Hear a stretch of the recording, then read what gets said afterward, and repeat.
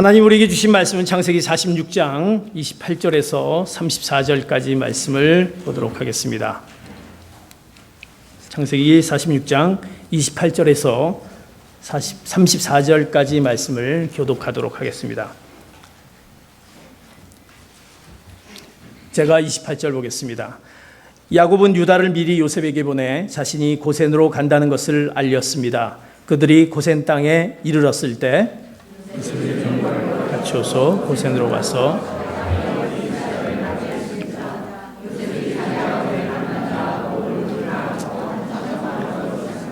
이스라엘이 요셉에게 말했습니다. 내가 지금껏 살아 있어서 내가 내 얼굴을 보게 됐으니 나는 이제 죽어도 여한이 없다.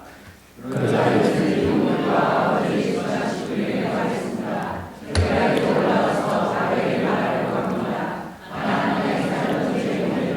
제 아버지의 집안 식구들은 이들은 양을 치는 사람들입니다. 이들은 가축을 치는 사람으로서 가축과 양들과 모든 재산을 갖고 왔습니다. 만약 바로가 여러분을 불러 34절 봅니다. 주의 종들은 어릴 때부터 가축을 쳤는데 우리와 우리 조상들이 지금껏 그랬습니다. 라고 대답하십시오. 그러면 여러분들이 고센 땅에 정착할 수 있게 될 것입니다. 이집트 사람들은 양치는 사람들을 싫어하기 때문입니다. 아멘. 오늘 본문의 말씀은 우리가 요셉에 대한 얘기를 이제 하게 됩니다. 이번 BBS의 그 띠임이 요셉에 대한 것으로 저희들이 이제 BBS를 하게 됩니다. 요셉은 어떤 사람인지 성경을 통해서 우리가 교훈의 말씀으로 듣고 또 요셉의 삶을 통해서 우리가 깨닫는 것을 우리가 볼 수가 있습니다. 요셉이 어떤 사람인가? 요셉은 그 예수님을 예표한다라고도 표현할 정도로 요셉의 삶이 그 삶 가운데 정말 하나님이 함께하는 귀한 자다라는 것을 우리가 알 수 있습니다. 그러면서 이제 요셉을 통해서 요셉의 그 삶의 모습을 통해서 우리의 모습을 좀 깨닫는 시간을 갖기를 원합니다. 그런데 오늘 본문은 이제 요셉의 시작이 그의 모습이 이제 울음으로부터 시작하는 본문을 이제 시작하게 됩니다. 오늘 제목이 그리스도인의 정체성입니다. 그리스도인의 정체성. 좀 정체성이란 말이 우리 안에 좀 무겁게 다가올 수 있고 또 정체성 하면 뭔가 좀 이게 고상하고 그런 듯 하지만 분명히 요셉의 삶의 오늘 말씀 안에서 요셉이 어떤 정체성의 모습을 갖고 있는 것을 통해서 요셉도 그리스도인인데 우리가 그리스도인으로서 정체성을 어떻게 갖고 있는지 말씀 가운데 찾기를 원합니다. 그런데 그 시작을 요셉은 오늘 그의 정체성이 기쁨으로부터 시작된다는 것을 알 수가 있습니다. 그런데 기쁨도 그 기쁨이 그 요셉의 특별히 울음부터 시작되는 것을 볼 수가 있습니다. 운다라는 것부터 시작되는 본문 46장 29절 본문의 말씀을 다시 한번 보도록 하겠습니다. 시작. 요셉이 병거를 갖추어서 고센으로 가서 자기 아버지 이스라엘을 맞이했습니다. 요셉이 자기 아버지를 만나자 목을 부둥켜 안고 한참 동안 울었습니다. 이 상황은 이렇게 됩니다. 형제들을 요셉은 만났습니다. 너무 반가웠습니다. 이제 이스라엘 아버지도 이제 요셉을 만나기 위해서 오늘 고센으로 가서 자기 아버지 이스라엘을 맞이하겠다. 그래서 요셉이 병거를 타고 고센으로 가서 아버지를 이제 야곱 이스라엘을 이제 맞이하게 됩니다. 그런데 이제 요셉이 아버지를 만나는 순간 오늘 본문에 보니까 목을 부둥켜 안고 한참 동안 울었습니다라고 표현을 하고 있습니다. 울었다. 요셉은 아주 울음이 많은 사람이었습니다.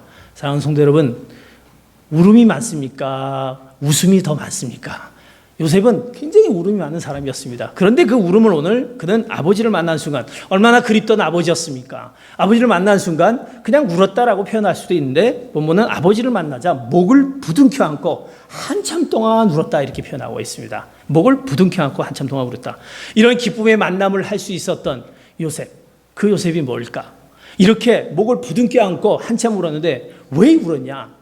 뭐 억울해서 울었는지 뭐해서 울었는지 우리는 생각할 수 있을 겁니까? 여러분들이 운다라고 했을 때 대개 운다라고 했을 때 뭐 때문에 울게 됩니까? 뭐 기뻤을 때 우는 거 뭐 그렇게 오래 가지 않습니까? 뭐 목까지 부둥켜 안고 뭐 울지는 않습니다. 우리가 뭐 억울하고 원통하고 분하고 그럴 때는 그냥 막 대성통곡하고 그냥 그것보다도 더 이렇게 표현을 막 하고 막 울지 않습니까? 근데 요셉은 분명히 아버지를 만났는데 그냥 울었다라고 표현할 수 있는데 한참 동안 목을 울었다라고 표현하고 있습니다. 이런 놀라운 기쁨의 감격, 애절한 그런 진정한 기쁨의 그 울음을 할 수 있는 요셉. 요셉은 아주 울음이 많은 자라고 성경은 표현하고 있습니다. 42장에 보면 그가 구덩이에서 형제로부터 버림을 받아서 이제 그가 구덩이에 던져졌을 때 그는 울며 형제들한테 애원했다라고 표현하기도 하고 42장에 보면 형들에게 서로에게 자신들의 죄를 자백하는 것을 보고 또 울었다라고 표현하고 또 동생 베냐민을 만났을 때 또 울었다라고 표현을 하고 또 형들과 화해하게 되었을 때 큰 소리를 내고 울었다라고 표현하고 또 20년이 지나서 아버지를 만난 순간에 또 울었다라고 표현하고 아버지가 숨을 거두자 또 울었다라고 표현하고 용서를 구하는 형들의 메시지를 보고 울었다라고 무려 그 성경의 창세기에 나오는 울었다라는 표현이 그렇게 많이 나옵니다. 요셉의 울음. 울음이 많은 자에게 하나님이 함께 하시는 것 같습니다. 여러분들 아멘. 아멘. 울음이 많이 그 울음 가운데 그러나 요셉은 그 울음 가운데 물론 억울함도 있었지만 그 울음 가운데 그가 기쁨의 그 울음이 있었다는 사실입니다. 기쁨의 감격의 울음이 있다는 사실입니다. 오늘 아버지를 만난 순간 그렇게 보고 싶었던 아버지를 만난 순간 그 기쁨에 부둥켜안고 우는 그런 모습을 볼 수가 있습니다. 이런 기쁨을 나눌 수 있고 줄 수 있었던 요셉의 정체성은 무엇일까? 그리고 이제 요셉의 오늘 본문을 통해서 그의 정체성을 통해서 우리가 그리스도인으로서 어떤 정체성을 우리가 갖고 있는지 요셉의 정체성을 통해서 나의 정체성을 깨닫기를 원합니다. 첫 번째로 요셉의 정체성은 이러한 정체성을 갖고 있었습니다. 요셉은 어떤 자였습니까? 요셉은 억울한 삶을 살았던 자였습니다. 그가 형제들에게 버림을 받아서 그가 결국 팔려가서 종살이라고 결국 그 집안에 가서 어려움을 당하고 그리고 감옥에 갇히고 그리고 그 집안의 그 아내로부터 모함을 당하고 그런 억울한 힘을 당했던 요셉의 모습을 볼 수 있습니다. 그 요셉은 그럴 때 그런 삶 가운데 그는 분해할 수 있습니다. 분노할 수 있습니다. 그러나 그 가운데 요셉은 그렇지 않고 늘 그 가운데 그가 기쁨의 모습이 있었다는 사실입니다. 그러기에 아버지를 보는 순간 그가 많은 성역 가운데 그가 기쁨으로 모든 삶 가운데 그 기쁨의 모습을 할 수 있었던 것은 그는 무엇보다도 첫 번째로 하나님의 손길을 바라보는 자였던 것입니다. 그의 요셉의 정체성은 하나님의 손길을 바라보는 자였다는 사실입니다. 성도 여러분, 우리가 우리 삶 가운데 하나님의 손길을 바라보시는 귀한 성도 여러분 되시기를 축복합니다. 그럴 때 우리 가운데 기쁨의 그 감격이 우리 가운데 그게 눈물로써 아니면 정말 우리 가운데 넘치는 기쁨으로 나온다는 사실을 요셉을 통해서 볼 수가 있습니다. 그가 하나님을 바라볼 수 있었던 하나님의 손길을 바라볼 수 있었던 것은 그의 삶 가운데 늘 그 가운데 하나님의 주권적인 돌보심에 대한 통찰이 그가 있었다는 사실입니다. 내가 이런 어려운 가운데 힘든 가운데서도 하나님이 나를 돌봐주신다는 사실, 그가 늘 하나님을 향한 주목이 있었다는 사실입니다. 그러기에 그는 분노 가운데 억울한 가운데 있지 않았었고 그 가운데 늘 그는 항상 기쁨에 충만한 그 모습이 있었다는 사실입니다. 성경에 그의 늘 하나님의 주권적인 돌보심에 대한 그 통찰에 있었던 것을 창세기 45장 5절과 8절을 통해서 이렇게 성경은 말씀하는 것을 볼 수가 있습니다. 같이 말씀해 봅니다. 시작. 하지만 형님들이 저를 이곳에 팔았다고 해서 근심하거나 자책하지 마십시오. 이는 하나님께서 생명을 구하시려고 저를 형님들보다 먼저 여기로 보내신 것이기 때문입니다.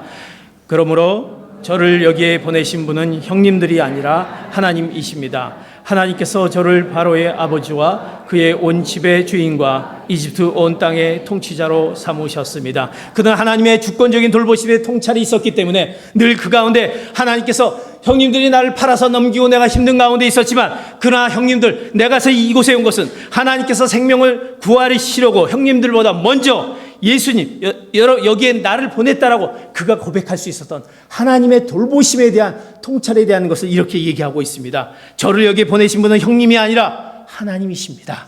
걱정하지 마십시오. 하나님이 나를 통해서 하나님이 나를 보내셨기에 나는 늘 하나님을 주목하고 바라보기에 그 손길을 바라보기에 걱정하지 말라는 그 놀라운 그의 요셉의 정체성의 모습을 볼 수 있는 것입니다. 그가 어려운 가운데 고난이 올 때마다 그가 어떻게 고백하는 것을 또 성경은 얘기합니까? 창세기 50장 20절에 그 형님들을 향해서 이렇게 얘기하는 것을 볼 수가 있습니다. 같이 봅니다. 시작.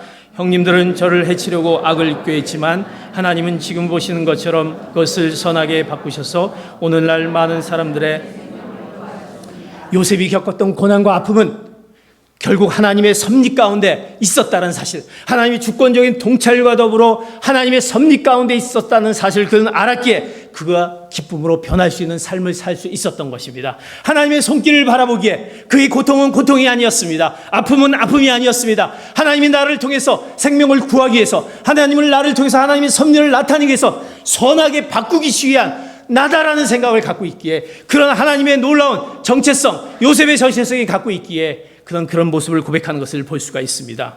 그가 영적으로 황폐하기 위해 위기에 벗어날 수 있었던 것은 유일한 하나님을 붙드는 것이었습니다. 하나님을 온전히 붙드는 것이었습니다. 절망의 독소에서 마음을 정결하게 지킬 수 있는 유일한 길은 무엇입니까? 오직 어떠한 상황 가운데 하나님의 손길을 바라보는 것이었습니다. 사랑하는 성도 여러분, 요셉의 정체성은 하나님의 손길을 바라보기에 그가 이런 기쁨의 변화를 통해서 기쁨을, 그 울음이 기쁨으로 바뀌어서 하나님의 놀라운 일들을 그가 나타낼 수 있다는 사실입니다. 사랑하는 성도 여러분, 우리의 그리스도인의 정체성은 요셉의 정체성을 통해서 우리가 바로 하나님의 손길을 바라보는 귀한 그리스도인의 정체성으로 나가시는 귀한 성도 여러분 되시길 축복합니다. 하나님의 궁극적인 그의 주권을 인정하는 그런 놀라운 일들, 사랑하는 성도 여러분, 여러분을 괴롭히고 여러분 힘들게 하는 그 어려운 가운데 문제에 집착하고 있는 그 무엇이 여러분들 있을 것입니다.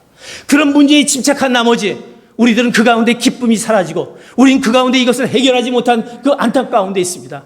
그렇다면 괴롭히고 문제에 집착하기보다는 하나님의 그 손길을, 그 돌보심에 우리 자신을 맡기시기를 축복합니다. 요셉이 맡겼던 것처럼 우리도 그 가운데 그 하나님 앞에 그 손길을 맡겼을 때 하나님께서 모든 것 가운데 역사하신 하나님께서 바로 우리에게 더해 주신다는 사실입니다. 요셉은 그런 삶에, 그런 경황이, 그런 삶의 모습이 있기에 그가 오직 하나님의 손길을 바라보기에, 그가 맡기는 가운데 있을 때 그가 얽히고 설켰던 상황 가운데 그것을 하나님이 풀어주시고, 그 가운데 하나님께서 그것을 통해서 꼬인 상황 가운데 그것을 풀어주시는 하나님의 그 놀라운 그 역사가 그가 그 믿음을 통해서 받아들였을 때 그가 승리로 거두어지는, 그 기쁨으로 바뀌어지는 역사가 나타나는 것을 성경은 말하고 있습니다. 그러기에 우리의 그리스도인의 정체성은 바로 하나님을 바라보는, 하나님의 손길을 바라보는 그런 정체성을 가지는 귀한 성도 여러분 되시기를 축복합니다. 아직도 문제 가운데 있다고 한다면, 아직도 그것을 풀지 못해서 어려운 가운데 있다고 하면,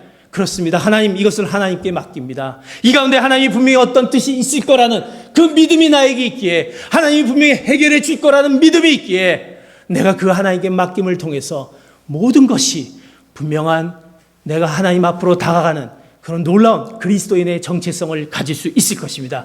첫 번째 그리스도인의 정체성은 하나님의 손길을 바라보는 것입니다. 두 번째 우리에게 주는 요셉의 정체성을 통해서 우리 그리스도인의 정체성은 무엇을 얘기합니까? 창세기 46장 31절에 이렇게 말씀하는 것을 볼 수가 있습니다. 31절 같이 말씀 봅니다. 시작. 그러자 요셉이 형들과 아버지의 집안 식구들에게 말했습니다. 제가 이제 올라가서 바로에게 말하려고 합니다.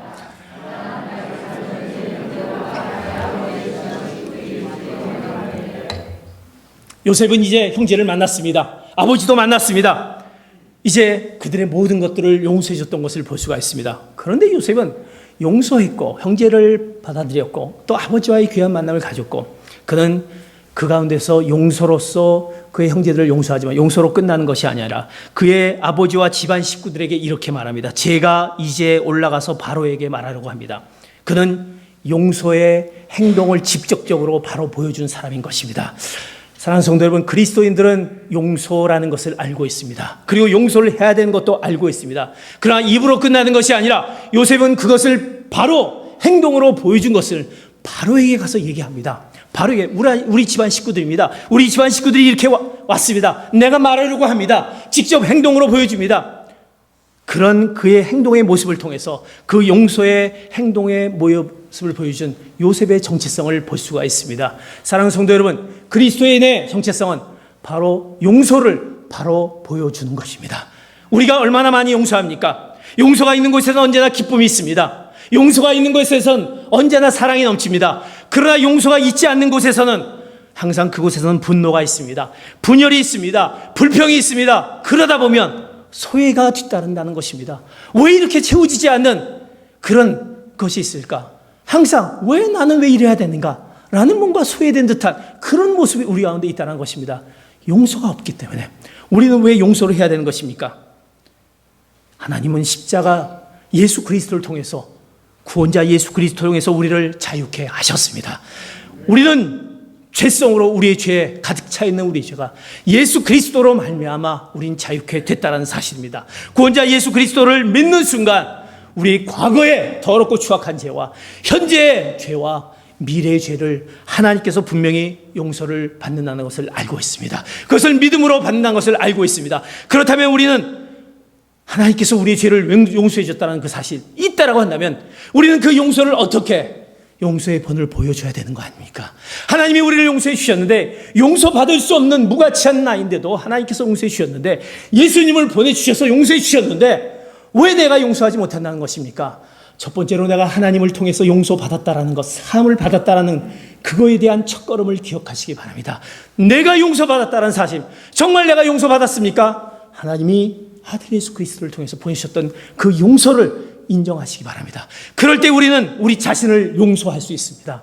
내 자신이 용서하지 못해서, 내 자신을 용서하지 못한데 어떻게 남을 용서할 수 있겠습니까?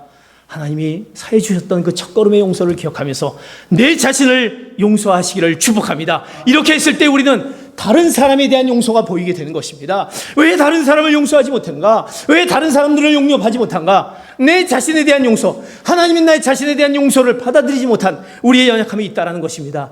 그러게 하나님께서 우리에게 분명히 말씀하십니다. 용서하라. 내가 너를 용서해 줬는데, 너의 죄를 용서해 줬는데 그를 인정하라. 그리고 이제는 너희가 용서하라는 말씀을 에베소서 4장 32절을 통해서 이렇게 말씀하는 것을 볼 수가 있습니다. 같이 봅니다. 시작. 서로 친절하고 인자하며 하나님이 그리스도 안에서 여러분을 용서하신 것처럼 서로 용서하십시오. 하나님이 우리를 용서하신 것처럼 우리가 분명히 용서를 해야 될 것입니다. 아무 자격도 없는 우리 용서하셨습니다. 그렇다면 우리가 하나님이 용서라는 것을 설계하시고 우리에게 베푸셨으며 우리에게도 남들을 용서하라고 명령하신 그 용서, 그것을 분명히 해야 될 것입니다. 우리는 용서하는 것을, 용서하지 말아야 할 이유를 찾지 않고 있습니까? 용서하지 말아야지, 용서하지 말아야지, 그 이유를 찾고 있지 않습니까? 우리가 용서를 받았기에 이제는 용서해야 될 이유를 찾아야 될 것입니다. 왜 우리가 용서를 받았는데 용서해야 될 이유를 찾아야 되지 않습니까? 내가 용서받았는데 용서하지 말아야지, 나는 이렇게 했는데 저 사람만은 용서하지 말아야지, 이거는 절대 우리가 하나님의 그리스도인의 정체성으로 가지지 말아야 될 부분이라는 것입니다. 내가 용서해야 될 이유, 하나님이 나를 용서해 주셨는데 나는 그저 용서해야 된다라는 그런 용서가 우리 안에 있어야 될 것입니다. 요셉의 정체성은 바로 용서의 본을 보여줬다는 것입니다. 그리스도인의 정체성은 바로 용서를 바로 보여주는 귀한 성도 여러분 되시기를 축복합니다. 그렇다면 내가 어떻게 용서해야 될 것인가? 성경은 용서에 대한 것을 많이 얘기합니다. 우리는 어떻게 용서해야 됩니까? 나의 모습을 가지고 내가 어떻게 용서해야 됩니까? 예수님은 기꺼이 우리를 용서하라고 했는데 내가 어떻게 용서해야 됩니까? 로마서 12장 19절 이렇게 주님께서 말씀하고 있습니다. 시작. 사랑하는 형제들이여, 여러분이 스스로 원수를 갚지 말고 하나님의 진노하심에 맡기십시오. 기록되기를 원수를 갚는 것이 내게 있으니 내가 갚아주겠다고 주께서 말씀하십니다. 이제 우리가 용서하겠습니다. 그런데 내가 용서할 수 없기에, 내가 심판할 수 없기에 심판은 하나님께 맡겨라는 것입니다. 내가 전적으로 하나님께 내가 용서해야 되겠다는, 어떻게 용서할 것에 대한 내가 용서할 수 없게 하나님께 전적으로 다 내려놓은 건데, 내가 용서해야 될 부분들이 있는 것들을 하나님께 다 맡겼을 때 그 하나님께서 모든 것을 더해주신다는 그 말씀, 원수를 갚는 것이 내게 있으니 내가 갚아주겠다라고 주께서 말씀하셨으니 그분께 다 모든 것을 맡겼을 때 하나님께서 분명히 우리에게 더하는 그 용서와 우리의 행동을 통해서 나타날 줄 믿습니다. 내가 하려고 하기에 도저히 감당하지 못하는 것이죠. 그러나 하나님께 맡겼을 때 우리의 마음에 걸려있는, 아직도 이 마음에 엉켜있는 용서하지 못한 그런 모습들이 분명히 하나님을 통해서 우리의 용서에 놀라운 일들이 나타날 줄 믿습니다. 그리고 우린 그것을 용서하기 위해서 내가 할 수 없기에 내 힘으로 할 수 없습니다. 하나님, 내 마음속에 용서할 수 있는 힘을 더해 주시기 바랍니다. 용서할 수 있는 마음을 더해 주시기 바랍니다. 그러기에 하나님 앞에서 나와서 기도하는 것입니다. 그러기에 울부짖는 것입니다. 내가 용서할 수 없는 이 마음 어떻게 해야 되겠습니까? 요청하시는 것입니다. 하나님, 함께하여 주시옵소서, 함께하여 주시옵소서. 그런 다음에 우리는 어떻게 해야 됩니까? 성경은 분명히 우리에게 이렇게 명령하고 있습니다. 마태복음 18장 35절 이렇게 말씀합니다. 시작. 만일 너희가 진심으로 자기 형제를 용서하지 않는다면 하늘에 계신 내 아버지께서도 너희에게 이와 같이 행하실 것입니다. 우리는 왜 용서해야 됩니까? 무조건적으로 용서해야 된다는 사실입니다. 용서하지 않으면 너희도 이와 같이 행하실 것이다. 하나님이 명령하고 있습니다. 내가 너희를 용서해 줬는데 왜 용서하지 못하느냐? 무조건적인 용서를 요청하고 있는 것입니다. 하나님께 맡기면, 하나님께 요청하면 하나님께서 우리에게 용서의 마음을 허락해 주시고 내 마음 가운데 그 채워지지 못한 뭐가 움틀거리고 뭔가 얽혀있는 그 마음을 하나님께서 분명히 해주신다는 사실입니다. 그럴 때 우리를 통한 하나님의 놀라운 용서가 나타날 줄 믿습니다. 더 이상 미루지 않기 바랍니다. 내가 용서할 사람이 있다면, 용서해야 될 부분이 있다면 가서 용서하시길 바랍니다. 그러나 우리가 그러면 용서하다 보면 내가 잘못한 것을 지적도 못합니까? 잘못된 것을 그냥 넘어갑니까? 그러다 보면 잘못되지 않습니까? 아닙니다. 분명히 잘못된 것은 지적해야 되겠죠. 잘못된 것은 얘기해야 되겠죠. 그러나 분명히 그런 거에 대한 어떤 서로 유익이 있기 위해선 먼저 선행으로 돼야 될 것은, 그렇지만 어디까지나 용서가 선행돼야 된다. 내가 용서를 해야겠다는 것이 선행됐을 때 그에게 가서 지적도 해줄 수 있고 그에게 가서 충고도 해줄 수 있다는 사실입니다. 그것이 없는 상태에서 용서가 됐을 때는 진정한 용서가 이루어질 수 없는 것입니다. 사랑하는 성도 여러분, 내 마음 가운데 하나님께서 허락하신 그 용서를 더해시고 내가 용서해야 된다는 무조건적인 하나님의 명령에 따를 수밖에 없는 내 모습, 나도 용서받았다는, 그리고 나는 무조건적으로 용서하되 그 하나님이 보이셨던 용서, 그 용서가 어떻게, 그 용서가 한 번에 끝나는 것이 아니라 날마다 용서를 통해서 이루어져야 될 것입니다. 우리 용서가 오늘 내가 용서했으니까 내일은 그냥 넘어가도 된다, 모레는 괜찮다라는 것이 아니라 월요일도 용서해야 될 것이고 화요일도 용서해야 될 것이고 수요일도 용서해야 될 것이고 맨날 용서 가운데 내가 있을 때 하나님께서 그 용서를 통한 그 자유함을 우리에게 허락해 주신다는 것입니다. 요셉은 그런 용서가 그에게 있기에 요셉의 정체성은 참 예수 그리스도가 그 안에 있는 그리스도인의 정체성을 가졌던 것입니다. 우리가 왜 예수를 믿으면서 그리스도인의 정체성을 갖지 못하고 있습니까? 우리 안에 용서가 없다는 것입니다. 사랑하는 성도 여러분, 그런 용서가 이제 내가 아닌 하나님이 나에게 허락하신 그 용서로 어느 누구도 용서할 수 있는 그 마음을 하나님께서 해주실 거라는 그 믿음을 가지고 나갈 때 우리 안에 그 자유함과 우리 안에 하나님이 그 풍성한 그 놀라운 기쁨이 여러분에게 충만할 줄 믿습니다. 용서가 무엇입니까? 그러기에 용서는 기쁜 소식이라는 것입니다. 용서는 바로 복음이라는 것입니다. 예수 믿는 사람들이 전해줄 것이 무엇입니까? 복음입니다. 그 복음은 뭡니까? 용서라는 것입니다. 믿지 않는 사람들은 어떻습니까? 그러나 우리는 그 용서를 압니다. 그러기에 그 복음을 전해주는 것입니다. 그 기쁜 소식을 전해주는 것입니다. 그들에게 용서한다라는 것을 전해주신 것입니다. 그럴 때 그 용서를 선포할 때 놀랍게도 우리를 통한 그 기쁜 소식이 전해져서 그들 안에 하나님의 놀라운 그 새싹이 돋아나고 하나님의 그 사랑이 깨닫게 되고 하나님의 전으로 인도할 수 있는 그런 놀라운 역사가 우리의 모습을 통해서 나타날 줄 믿습니다. 그런 용서가 여러분들을 통해서 다시 회복되는 귀한 그리스도인의 정체성이 되기를 축복합니다. 바로 요셉의 정체성, 바로 그는 용서를 바로 행하는 자였습니다. 세 번째로 요셉은 이제 어떤 정체성을 가졌느냐? 33절 34절에 이렇게 말씀하고 있습니다. 본문을 같이 보겠습니다. 시작. 만약 바로가 어릴 때부터 가축을 쳤는데 우리 조상들이 지금껏 그랬습니다 라고 대답하십시오. 그러면 여러분들이 고센 땅에 정착할 수 있게 될 것입니다. 이집트 사람들은 양치는 사람들을 싫어하기 때문입니다. 세 번째, 요셉은 어떤 정체성을 가졌냐? 그리스도 안의 정체성을 가졌다는 사실입니다. 그리스도인의 정체성은 그리스도 안에서의 정체성을 가져야 된다는 사실입니다. 이제 요셉은 형제들에게 이렇게 합니다. 이제 바로한테 쓸 텐데 바로가 직업이 뭐냐라고 물어볼 겁니다. 이제 그랬을 때 그렇게 얘기하라고 합니다. 주의 종들은 어릴 때부터 가축을 쳤습니다. 우리와 우리 조상들이 지금껏 그랬습니다. 그들이 애굽에 와서 바로 앞에 섰습니다. 그러나 애굽 땅에 왔지만, 애굽 바로 앞에 왔지만 그들은 여전히 가축을 쳤던 누구 안에? 하나님의 백성이라는 사실입니다. 우리는 가축을 치고 있습니다. 여전히 가축을 치고 있습니다. 하나님을 경외하는 자입니다. 하나님의 백성입니다 라고 그는 얘기했던 것입니다. 하나님의 백성이라는 것을 잃지 않았다는 사실입니다. 하나님께서 그와 함께 했다는, 하나님이 우리와 늘 우리 통치 가운데 있다는 것을 그는 얘기하면서 우리는 가축을 치고 있다. 가축을 치고 있다는 얘기는 무엇을 얘기합니까? 애굽 사람들은 이미 정착민이기 때문에 그런 그들의 주업은 농사였습니다. 그러면 이스라엘 백성들은 뭡니까? 가축을 칩니다. 그렇다면 농사와 가축, 그렇다면 애굽 사람들은 이 사람들이 여기서 살았을 때 결국 우리에게 침범을 한다든지 또 우리의 것들을 빼앗는다든지 이런 거에 대한 것이 전혀 문제가 되지 않은 겁니다. 왜? 그들의 삶의 방향이 틀리기 때문에. 농사를 짓는 사람과 가축을 짓는 사람들이, 그렇기 때문에 그 가축을 짓는다는 것은 이미 그들이 이스라엘 백성으로서 이미 그들 안에 있었던 그들의 삶의 그 유업이었던 것입니다. 그것은 그 가운데 항상 하나님의 백성이라는 것을 그들이 잊지 않았다는 사실을 그 가축을 친다라는 통해서 깨닫게 한다는 사실입니다. 사랑하는 성도 여러분, 우리가 이 땅에 살지만 주님의 통치 아래 살아가는 것, 그 하나님의 백성이라는 것을 잊지 않기를 축복합니다. 바로 주님께서 예수 그리스도를 통해 예수님이 우리 주되심을 인정하면서 주님께서 우리 가운데 늘 항상 함께 있다라는 그 하나님의 말씀 가운데 순종하며 살고 있다는 것을 우리는 잊지 말아야 되는 것입니다. 그것이 그리스도 안에 있을 때의 정체성을 가는 것입니다.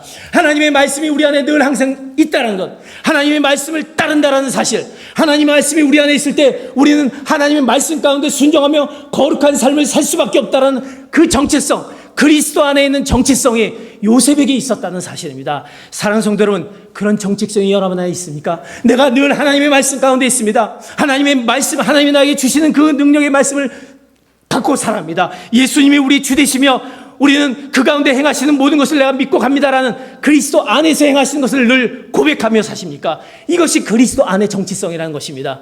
주일만 그리스도 안의 정체성이 아닙니까? 주일만 나와서 내가 예수님을 만난 이 순간만큼 그리스도 안의 정체성이라고 생각하지 않습니까? 그리고 다시 현장으로 돌아갈 때는 예수 그리스도 아닌 그리스도인의 정체성이 아닌 것처럼 세상 사람과 똑같은 삶을 산다고 한다면 그것이 뭐 그리스도인의 정체성이 될 수가 있겠습니까? 주일만 와서 하나님 뭐든지 받아주시니까 와서 이날만 해야지, 그리고 또 세상에 나가서는 또 세상과 짝해서 살면서 똑같은 생활을 한다고 한다면 그거는 그리스도인의 정체성이 아니라는 것입니다.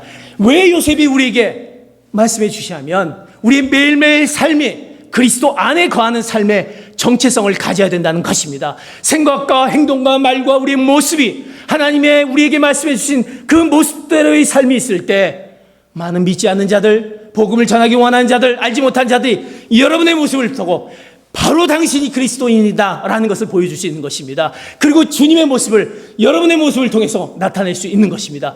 그것이 바로 그리스도인의 정체성이라는 것입니다. 그렇다면 그리스도인의 정체성은 어떤 특징을 갖고 있습니까? 그리스도인의 정체성은 이제 그가 하나님의 창조물이란 것, 하나님의 아들이다라는 그런 아들에 대한 정체성이 그 안에 분명히 있다는 사실입니다. 우리는 하나님의 아들이 아닙니까? 예수 그리스도를 통해서 그리스도는 하나님의 아들이십니다. 그리고 하나님은 예수 그리스도의 십자가 구속 사역으로 그 아들의 명분을 믿는 우리들에게 주셨다는 사실입니다. 예수 그리스도를 우리에게 주셨다는 것은 우리가 바로 아들이 됐다는 사실입니다. 그러게 하나님께서 우리에게 이렇게 갈라디아서에 우리에게 말씀하시는 것을 볼 수가 있습니다. 하나님의 아들에 대한 정체성을 이렇게 갈라디아서 4장 4절과 5절을 통해서 말씀해 주신 것을 볼 수가 있는데 안 나오고 있습니다. 제가 보도록 하겠습니다. 그러나 때가 찾아 하나님께서는 자기 아들을 보내셔서 한 여자에게서 나게 하시고 율법 아래 나게 하셨습니다. 이는 율법 아래 있는 사람들을 구속하시고 우리로 하여금 아들의 신분을 얻게 하기 위함입니다. 우리는 하나님의 아들됨을 기억하시기 바랍니다. 자녀됨을 기억하시기 바랍니다. 우리의 정체성이 하나님의 자녀이십니다. 왜 그것을 언제부터 우리를 언제부터 하나님의 자녀로 삼으셨습니까? 우리가 수요를 통해서 우리가 자상에 대해서 지금 우리가 같이 말씀을 보고 있습니다. 우리의 자상이 어떤 사람입니까? 우린 분명히 하나님이 귀하게 만든 귀한 자녀입니다. 그것을 시편 기자는 우리가 어떤 자녀라는 것은 시편 139편 13절에서 15절 우리에게 이렇게 우리가 어떤 자녀라는 것을 정확히 말씀을 통해서 말씀해 줍니다. 같이 말씀합니다. 시작. 주께서는 내 장기를 지으셨고 내 어머니의 모태에서 나를 만드셨습니다. 내가 주를 찬양합니다. 주께서 나를 경이롭고 멋지게 지으셨습니다. 주의 작품은 정말 날로 없습니다. 내 영혼이 너무나도 잘 알고 있습니다. 내가 아무도 모르는 데서 지어지고 땅속 가장 아래쪽에서 짐을 받았을 때 내 것 하나하나가 주께 숨겨진 것이 없습니다.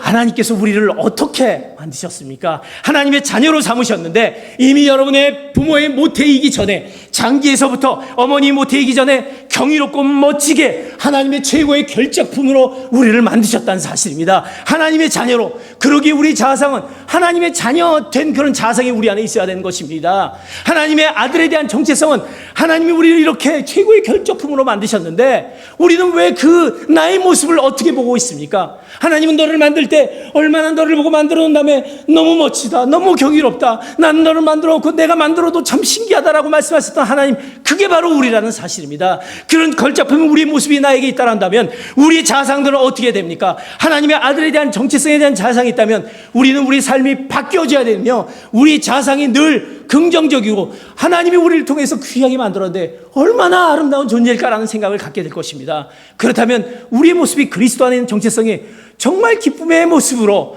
또 하나님이 귀하게 우리를 택해주셨던 모습으로 우리는 그것 가운데 자부심이 있어야 될 것입니다. 그런데 우리가 그렇지 못하고 나는 왜 이 모양일까, 이럴까라는 부정적인 모습으로 갖고 있다라면 그거는 바로 우리가 하나님의 아들된 자녀의 정체성이 있다라고 볼 수 없는 것입니다.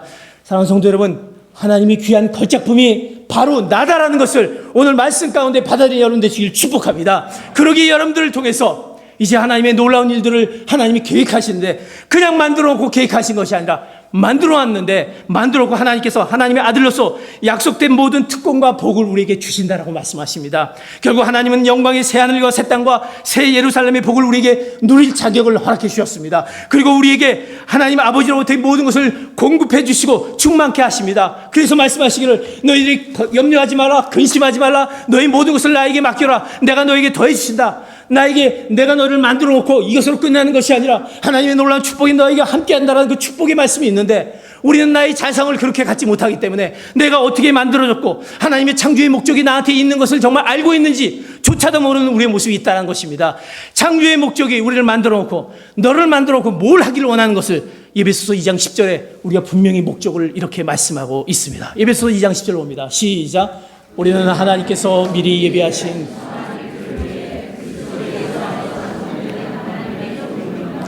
하나님께서는 우리가 선한 일을 행하며 살기를 원하십니다. 하나님의 피조물입니다. 하나님의 창조의 목적에 우리의 목적이 있다는 사실입니다. 무엇을 위해서? 선한 일을 위해서, 너희 삶이 선한 일을 위해서 창조된 하나님의 피조물이다. 선한 일이 무엇입니까? 하나님이 구원의 사역입니다. 구원의 사역이 무엇입니까? 구원의 열매입니다. 열매 맺는 삶을 너희들을 통해서 만들어 놓고 가장 귀한 걸작품으로 만들어 놓고 너희들의 삶을 통해서 하나님의 원하시는 것을 좀 알려주기 위해서 만들어 놓았다는 사실입니다. 그렇다면 내 모습을 보면 그런 귀한 존재가 내 모습을 볼 때, 사람들을 볼 때 저 사람을 보니까 정말 귀한 존재고 열매 맺는 삶, 정말 예수님을 보는 듯한 그런 삶이 우리 안에 있어야 되지 않습니까? 그런 열매의 삶이 우리 안에 있습니까? 그런 열매 맺는 삶이 우리 안에 있습니까? 그래서 그것을 우리가 이 성령의 열매라고 얘기하지 않습니까? 나의 삶 가운데 성령의 열매가 맺혀진 삶이 있어야 되는 것입니다. 여러분들이 매일매일 삶 가운데 내가 듣는 곳곳마다, 사람들을 만나는 곳곳마다 하나님의 놀라운 성령의 열매가 그곳에서 나타나야 될 것입니다. 성령의 열매가 무엇입니까? 사랑과 희락과 화평과 인내와 온유와 절제와 충성과 우리에게 주시는 그 말씀, 이 말씀이 우리 안에 늘 있어야 된다는 것입니다. 내가 지나갈 때마다, 내가 사람을 대할 때마다 사랑이 넘치고 인내가 넘치고 자비가 넘치고 충성이 넘치고 온유가 넘치는 그런 모습의 삶이 하나님이 나를 통해서 만들어 놓고 너가 그런 삶을 살기 원한다라는 그 창조의 목적이 우리 안에 있다는 사실입니다. 그러게 하나님은 그런 목적을 나에게 만들어줬는데 우리는 어떤 그런 그리스도인의 모습을 살고 있습니까? 그리스도 안에서의 정체성이 있을 때 우린 분명히 이런 하나님의 나를 향한 아름다움에 대한 그런 귀중함과 더불어 내가 어떻게 살 거라는 그 목적이 분명해져서 하나님이 원하시는 그런 놀라운 그리스도 안에서의 정체성의 삶의 살기를 오늘 말씀해주고 있는 것입니다. 이제 여러분 다시 한번 내 마음 가운데 그런 그리스도인 안에서의 삶의 정체성을 갖기를 축복합니다. 하나님 우리에게 바로 그런 축복을 허락해 주셨다는 사실입니다. 요셉의 그런 삶이 있기에 우리도 그 삶을 통해서 이제 그런 그리스도 안에서의 그 정체성의 삶, 그것을 우리가 가져야 될 것입니다. 그렇다면 그리스도 안에서의 마지막으로 정체성의 삶은 삶으로서 아는 것에서 끝나는 것이 아니라 이것을 내가 어떻게 삶 가운데 보여줘야 될 것입니까? 아까 말했지만 성령의 열매, 9가지 열매의 삶이 있지만 2가지 우리에게 하나님이 우리에게 더욱더 우리에게 강하게 말씀하신, 너희들이 그리스도 안에 정체성을 가진 자로서 이제 너희들이 보는 관점이 달라져야 된다 말씀합니다. 그 관점은 뭐냐면 이제 내가 보는 관점이 아니라 하나님이 나를 이렇게 만드셨고 나의 창조된 목적을 해주셨던 하나님이 우리를 보시는 관점에서 이제는 우리가 우리의 삶을 살아야 되는 것입니다. 그 첫 번째로 우리의 삶은 강하고 담대한 삶을 요구하십니다. 강하고 담대한 삶을 사시기를 축복합니다.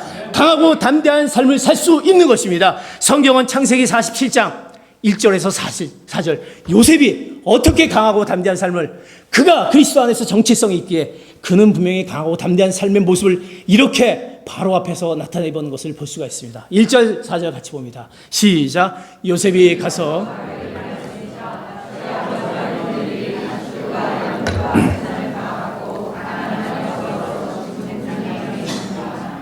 그가 자기 형제들 가운데서 5명을 골라 바로 앞에 세웠습니다. 바로가 그의 형제들에게 물었습니다. 직업이 무엇이냐? 그들이 대답했습니다. 주의 종들은 양치기 드립니다. 우리 조상들 때부터 지금껏 그랬습니다. 그들이 다시 말했습니다. 가나안 땅에는 극심한 흉년이 들어 주의 종들이 양을 칠 수가 없어서 이곳에 머물렀습니다. 그러나 종들이 고센 땅에서 그리스도인으로서의 정체성의 삶의 적용은 강하고 담대한 삶을 살 수 있다는 것입니다. 오늘 그가 자기 형제들 가운데서 5명을 골라서 누구 앞에 세웠습니까? 바로 앞에 세웠다는 사실입니다. 왕 앞에 세웠습니다. 그리고 4절에 보면 그러니 주의 종들이 고센 땅에서 살게 해 주십시오. 얼마나 강하고 담대함이 그 안에 있습니까? 왜? 우리의 조건과 관계없이 우리를 사랑해 주신 하나님 때문에 우리는 강하고 담대할 수 있는 것입니다. 하나님이 우리 등 뒤에 계시기 때문에, 하나님이 우리 안에 계시기 때문에, 우리 뒤에 계시기 때문에 우린 강하게, 분명히 강하고 담대하게 살 수 있는 것입니다. 우리 자신을 무가치한 존재로 취급해버리는 우리의 모습이 있습니까? 내 모습이 죄 가운데 있고 내 모습이 형편없고 자꾸 뒷걸음치면서 내 모습 보면 정말 형편없는데 정말 나를 통해서 뭐 할 수 있을까? 이렇다고 한다면 하나님이 오늘 말씀을 통해서 내가 너 뒤에 있다라는 것, 강하고 담대하게 내가 너를 내 편에 선다라는 하나님의 상태와 조건 없이 상관없이 우리에게 복을 더해 하나님의 구원의 역사가 우리에게 시작된다는 것을 믿음으로 받아들이시길 축복합니다. 강하고 담대함은 내가 하는 것이 아니라 하나님이 내 등 뒤에서 밀어주시고 하나님이 나를 통해서 역사하시기 때문에 내가 강하고 담대할 수 있는 것입니다. 우리 자녀들을 보시기 바랍니다. 우리 자녀들을 보고 정말 그 부모님의 사랑과 보호를, 우리 자녀들의 그 사랑과 보호를 해주신 부모님들의 심정은 어떻습니까? 마음에 듭니까? 자녀들을 보면 들 때도 있지만 마음에 들지 않을 때도 있습니다. 그런데 그들의 자녀들은 어떻습니까? 자녀들은 어떻게 그들이 사랑과 보호 가운데 계속 부모에 의해서 이어집니까? 왜? 그것은 그분의 자녀이기 때문에 바로 부모님이 그 자녀를 바로 내 자녀이기 때문에 끝까지 돌볼 수 있다는 사실입니다. 나의 말썽꾸러기 자녀가 하나 있습니다. 어쩜 그렇게 말이 안 듣는지. 그 자녀가 이제 공부도 잘 안 합니다. 뭐 시킨 대로 하지 않습니까? 아버지가 참다 못해서 이제 호통을 칩니다. 너 이런 식으로 하다 보면 네 마음대로 해. 그리고 나서 호통을 칩니다. 그리고 내쫓았습니다. 그리고 내쫓아서 이제 자녀가 바깥에 나가서 이제 뭐 집에 들어가지 못하고 바깥에 있습니다. 그럴 때 지나가는 어떤 아저씨가 딱 보면 너 왜 여기서 울고 있냐 그렇게 얘기합니다. 그래서 제가 뭐 공부도 제대로 못하고 왜 말도 안 들어갔고 이렇게 지금 혼나고 지금 나와 있습니다. 그랬더니 그 아저씨가 아이고 잘됐다 이 녀석아 너 이렇게 말썽을 피고 이러냐 그냥 군밤을 주면서 막 호되게 합니다. 그것을 위에서 아빠가 보게 됐습니다. 아빠가 보는 순간 아니 저 사람이 누구길래 왜 내 아들을 저래? 그리고 내려가서 그 아저씨 멱살을 잡고 아니 당신이 누구라고 말이야 이럴 수가 있냐라고 멱살을 잡고 하는 그것이 누구입니까? 그것이 부모님의 심정이라는 것입니다. 그 아버지가 누구이십니까? 하나님이시라는 사실입니다. 그 하나님이 우리 안에 있다는 사실입니다. 그 하나님이 뒤에 계시기에 우린 강하고 담대하게 우리의 연약함에도 그 강하고 담대함을 허락하신 그 하나님을 믿고 나갈 수 있다는 사실입니다. 그러나 때로는 하나님께서 우리가 또 성숙하기 위해서 우리에게 매를 드시기도 합니다. 또 우리를 꾸중하기도 합니다. 또 침묵하기도 합니다. 그 응답에 대답하지 않고 침묵하신 하나님의 모습을 보면서 어두운 터널 가운데 있으면서 하나님이 정말 왜 이렇게 할까 안타까워할 수가 있습니다. 그러나 그 가운데 하나님은 어느 가운데 대적 가운데 있을 때 하나님이 가만두지 않고 나타나셔서 우리 등 뒤에서 우리 연약하고 부족함에도 불구하고 우리를 강하고 담대하게 이어줄 수 있는 이유는 바로 내 뒤에 하나님이 계시다는 사실입니다. 그러기에 우리의 정체성은 강하고 담대함으로 그리스도인의 정체성으로 가졌다면 강하고 담대하게 우리의 삶을 살아가기를 축복합니다. 그것이 하나님이 주는 말씀이고 그 말씀을 통해서 우리에게 허락해 주시는 바로 이게 복음이라는 것입니다. 그러기에 우리가 연약하지만 내가 어떻게 이것을 할 수 있을까? 나의 누더기 같은 나의 모습, 연약한 모습, 형편없는 나의 모습. 그러나 하나님의 관점 안에서 보면 우리는 존귀한 하나님의 거룩한 백성이라는 사실, 그런 하나님의 자녀라는 사실.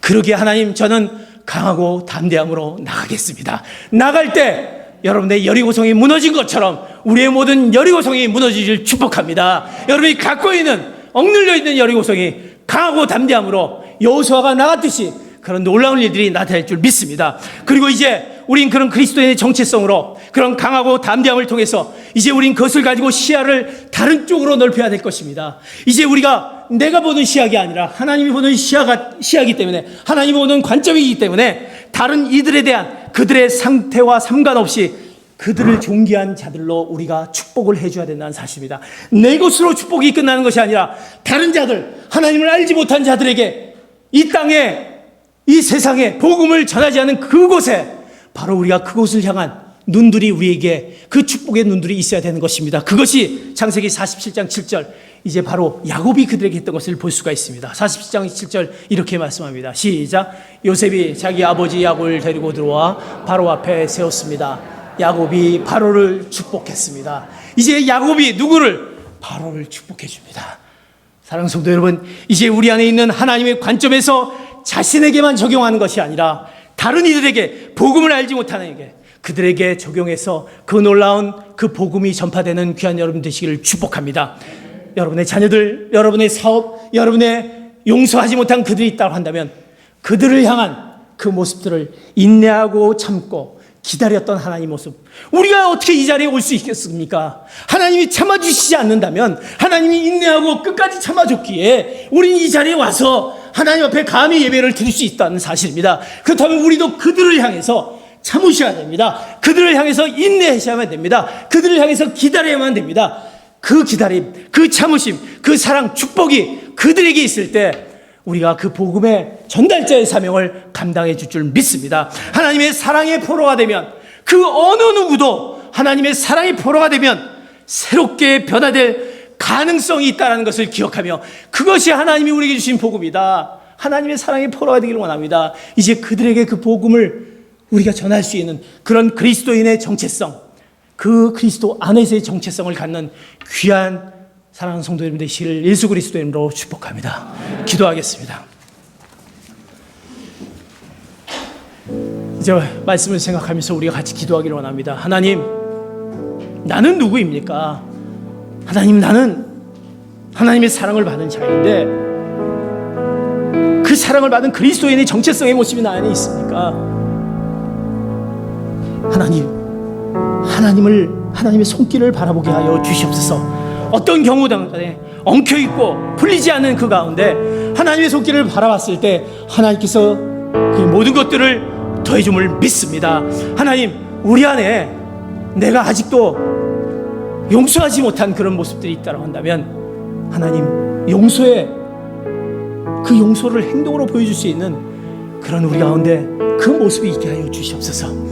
그 무엇보다도 그리스도 안에의 정체성을 갖기를 원합니다. 하나님의 자녀입니다. 하나님이 우리를 만드셨고 얼마나 기뻐하시고 얼마나 귀하게 여겼던 최고의 걸작품인 나의 모습을 볼 때 나는 그 모습으로 끝나는 것이 아니라 목적이 있음을 기억하며 이 목적에 선한 일을 쓰기 위해 내 삶의 모습이 그리스도인의 정체성의 모습으로서 하나님 그 삶의 모습이 우리 안에서 나타나지게 하여 주시옵소서. 하나님, 그것을 내가 이제 전해야 될 텐데 내가 할 수가 없습니다. 어떻게 해야 되겠습니까? 강하고 담대함을 허락해 주시옵소서. 하나님이 계십니다. 내 뒤에서 내 손을 붙잡아 주시고 내가 할 수 없는 것들을 같이 하시는 하나님이 계시다는 것을 생각하고 강하고 담대함을 허락하게 주시옵소서. 그리고 이제 이것으로 끝나는 것이 아니라 그것을 받기 원하는 자들을 향해서 하나님의 관점에서 그들을 참아주고 인내하며 받아들이며 하나님의 사랑의 포로가 될 수 있도록 그들에게 축복해 줄 수 있는 마음을 우리에게 허락하여 주시옵소서. 그런 그리스도인의 정체성을 갖게 해달라고 주님 앞에 주여 한번 외치면서 다 함께 동성으로 기도하시겠습니다. 주여, 하나님 아버지 감사합니다. 우리를 향한 하나님의 그 귀하신 사랑, 그 사랑을 우리가 받았습니다. 받을 수 없는 그 사랑을 우리가 받았습니다. 그런데 우리는 그 사랑을 어떻게 우리가 우리의 삶 가운데 그것을 갖고 있는지요, 내가 그리스도를 안다고 하면서 그 정체성을 어떻게 갖고 있는지요, 하나님을 손길을 우리가 바라보며 주목하며 사는 삶을 살게 하여 주시옵소서. 내 가운데 있는 아직도 해결하지 못한 그런 분노와 소유와 그 용서하지 못한 것이 있다라고 한다면 하나님이 우리를 용서해 주었던 것처럼 우리도 그 전적인 용서를 통해서 그 용서의 본능을 하여 주시고 그리스도 안에서의 정체성, 하나님의 아들로 삼으셨던 그 놀라운 그 사랑, 하나님 그러면서 우리에게 하시길 원하는 그 선한 일을 하기에 충분한 우리의 모습이 되게 하여 주시옵소서. 우리의 사랑을 전하기를 원합니다. 하나님, 우리가 할 수 없게 강하고 담대함을 허락해 주시옵소서. 내 영혼은 하나님의 손을 얹고 나가게 하여 주시고 하나님, 내 모습을 가지고 하나님을 붙잡고 나갈 때 우리의 모든 것들이 그 복음을 전해진 자의 역할을 감당하는 주님 되게 하여 주시옵소서. 하나님, 이제 그리스도인의 정체성을 바로 갖겠습니다. 늘 우리의 삶 가운데 하나님의 손길을 주목하겠습니다.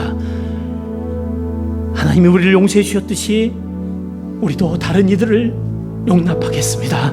그 무엇보다도 하나님의 아들이다라는 그 자상, 긍정적인 자상, 그 귀한 것을 내가 잊지 않겠습니다. 그리고 내가 그런 모습으로 하나님께서 원하시는 그 창조의 목적에 선한 일을 위해서 내 삶을 살겠습니다. 하나님, 그러나 나는 연약합니다. 강하고 담대함을 허락하여 주시옵소서. 내 뒤에서 떠나지 마시고 함께 하신 하나님, 그 하나님이 있다라는 그 강하고 담대함의 믿음을 가지고 바로 복음을 전하는 자의 사명, 하나님을 전하는 자의 사명을 감당하는, 그 축복을 전하는 자의 사명을 감당케 하여 주시옵소서. 감사하며 예수 그리스도의 이름 받들어 기도하옵나이다. 아멘.